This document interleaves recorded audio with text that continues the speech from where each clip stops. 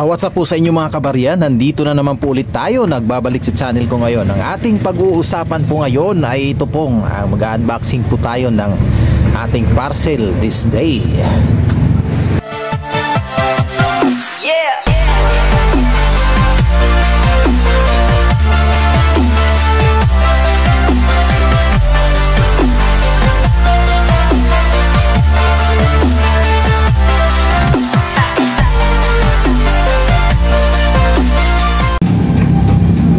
At bago po tayo magsimula sa ating video ay nais ko lamang pong batiin kayo na magandang umaga, magandang tanghali at magandang gabi po saan sulok po kayo ng mundo. Ayan, maraming salamat po sa panonood at welcome back ulit sa ating munting channel. Ayan, maraming salamat po. Meron po tayong parcel na dumating this day. Galing po ito kay Sir Brian. Ayan, maraming salamat Sir Brian. At mag-unboxing tayo for almost 10 months tayo hindi nakapagbili. Ngayon lang ulit tayo nakabili ng parcel ng mga old coins dahil sa meron tayo mga kunting problema at saka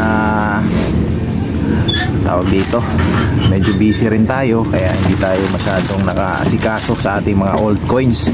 Kaya ngayon nagdadagdag na naman ulit tayo ng ating panibagong mga old coin stocks. Okay, ayan, hindi naman to gaano kadami. Ito po ay iba-ibang mga seller. So meron pa po akong 3 parcel pa pong parating. Kaya asahan nyo po yan sa mga susunod na araw. I-vlog natin yan at i-unboxing. At ito naman po ay mga for sale naman po ito. Sa mga nais pong mag-avail, ayan, bisitahin lamang po ang aking Facebook account. Nandyan po sa description nakalagay. Okay, bubuksan na ho natin ito. Ayan siya. Medyo may pagka lower year na foreign ito. Foreign coins. Mga lower year. Medyo magagandang klase. Maganda yung pagka niya, wrap. Ayan, naka coin capsule na rin siya. Maganda at naka coin capsule na rin.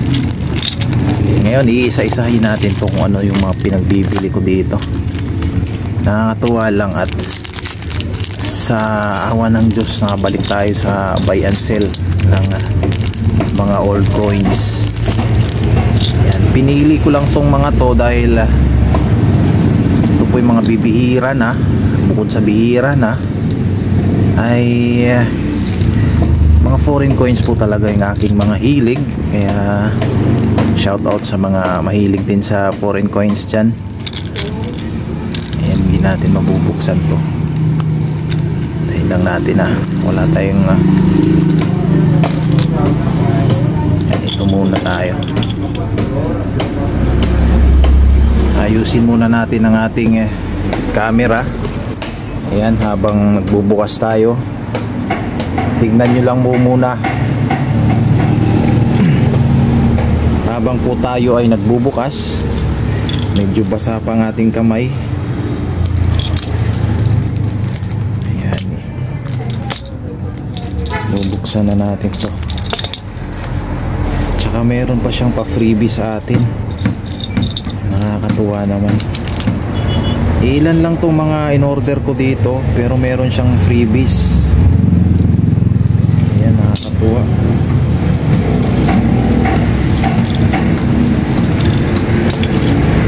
Maganda dito, nakalagay siya sa coin capsule. Ayan, maraming salamat kay Sir Brian, sa kaibigan nating seller na nagbenta sa atin.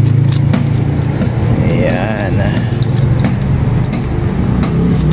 At meron pa po tayong 3 parcel na paparating at i-unboxing natin yan dito sa channel. Ayan siya. Okay, pwede nating silipin. Ilan lang tong mga world coins na to, pero maganda lang din dito ay mga old type na ito. Ayan. Unahin na natin to. Ano ba tong coins na to? Ayan siya.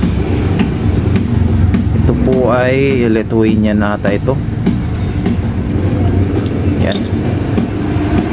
50 simis. 1968, uncirculated condition po ito. Ayan siya.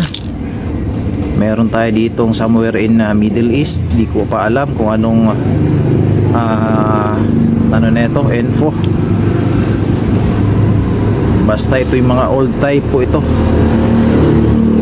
Yatris. Meron din tayo dito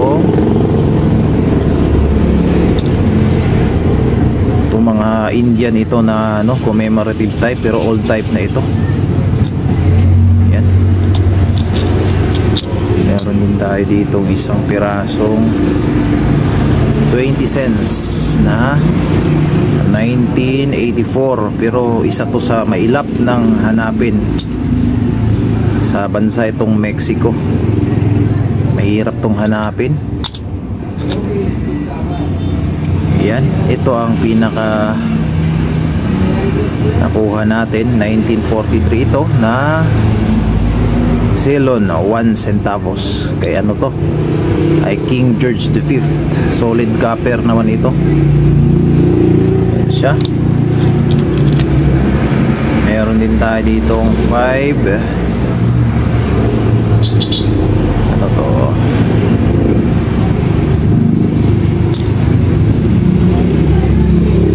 basta 1931 ito, old type na rin to, solid copper, 5 centi ang tawag dyan.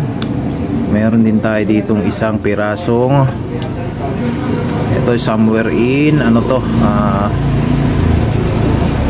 Arabic ata ito na coin. Yan, mga bihira po ito ng mga coin, kumbaga wala tayong stock neto noon.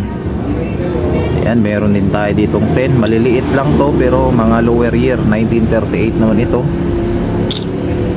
Tsaka ito rin, ito dati meron ako neto. Yan, pero bihira naman po ito, mga bihira. At yung ating freebies, binigyan tayo ng freebies dito. Maraming salamat sir. Meron tayo ditong Australia 1961 half penny at 1 penny 1964 Australia. Maraming salamat po sa freebies. At isang ano to, Indonesia 1974. Yan. Yan lamang po ang ating parcel na dumating this day. So asahan nyo po baka bukas darating na yon. So atin pong i-share sa inyo kung ano po ang ating mga pinagbibili ng mga old coins. At saka sa mga nais pong magbenta dyan ng mga foreign coins, yan, mag-send lamang po ng ating picture dyan sa ating FB account. Ayan, titignan po natin kung qualified ba yan sa ating mga hinahanap na mga foreign coins. Okay po, maraming salamat ulit sa panunood at magandang umaga po sa lahat. Ayan, kita-kits ulit bukas. Peace.